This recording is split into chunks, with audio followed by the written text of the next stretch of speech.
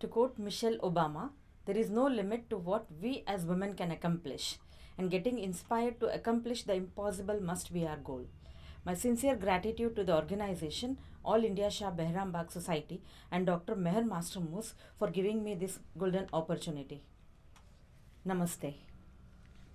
Empowerment can be viewed as means of creating social environment in which one can take decisions and make choices either individually or collectively for social transformation. Here, let's talk about the relationship between educational level and political participation of women. The higher the level of women's education, the more their tendency to participate in politics, in areas of voting, in elections, and occupation of political posts either through elections or appointments at all levels of government.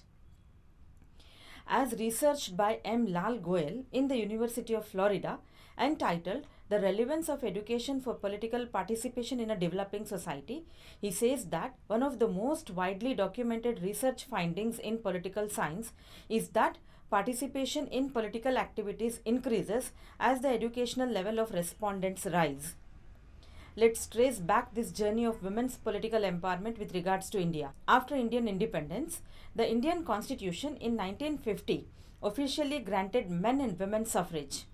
This is enshrined in the Article 326 of the Indian Constitution. Later in 1993, the Women's Reservation Bill, the 108th Amendment as it is called, has been introduced in the National Parliament. 33% of Lok Sabha, the House of People, and Vidhan Sabha, the House of People at state level, seats for women. The bill has yet to be passed by Lok Sabha and signed into law. Local governing bodies in India are called Panchayati Raj institutions, and 1/3 of seats and leadership positions must be reserved for women.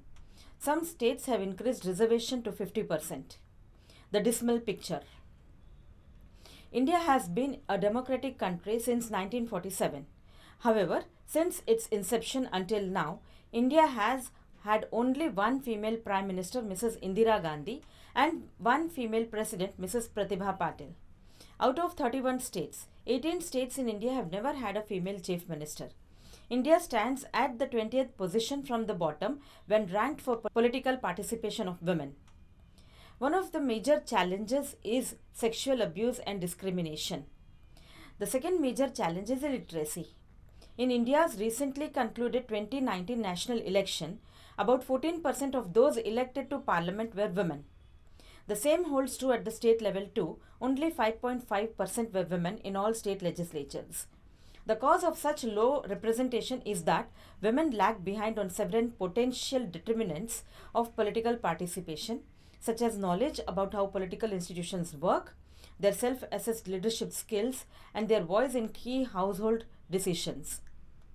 Women in rural India face significant mobility restrictions.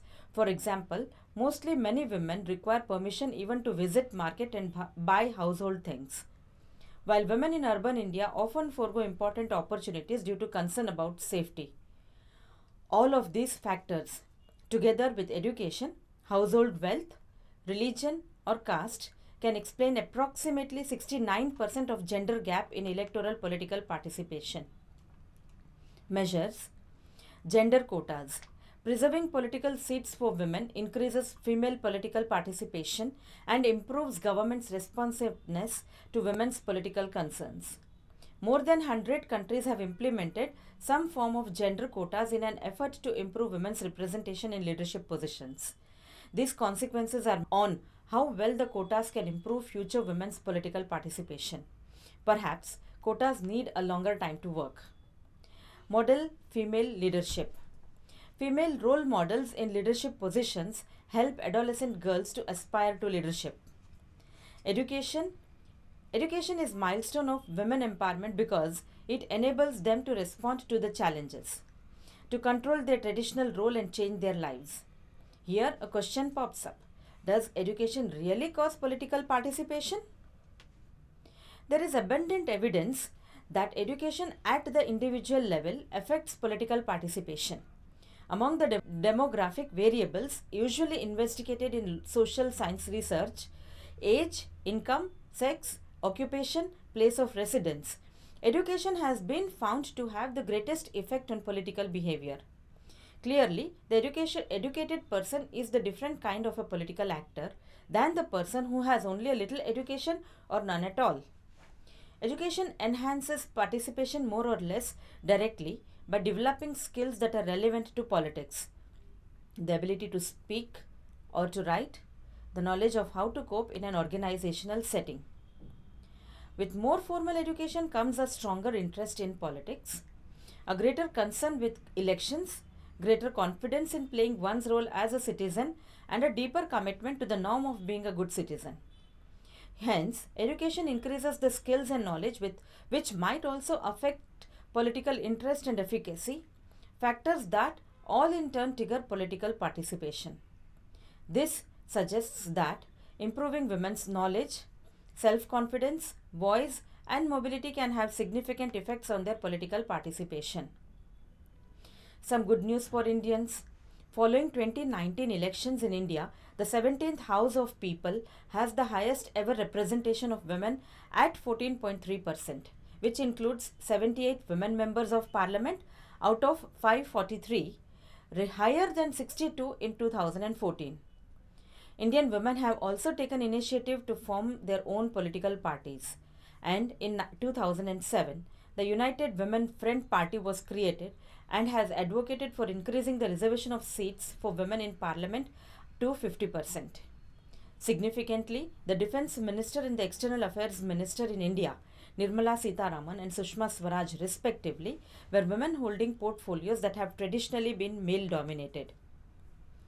Some good news at the global level.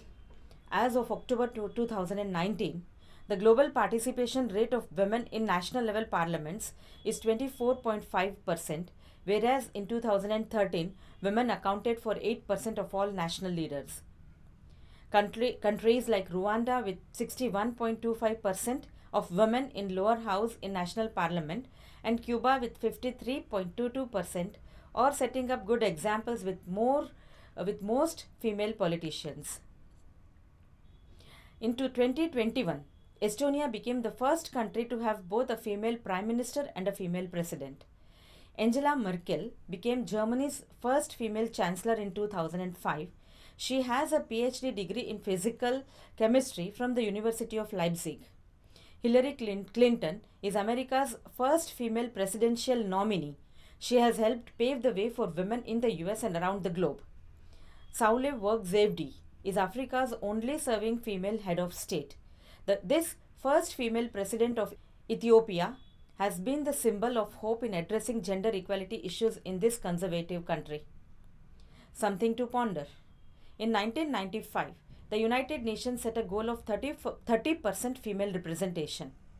The current annual growth rate of women in national parliaments is about 0.5% worldwide. At this rate, gender parity in national legislatures will not be achieved until 2068.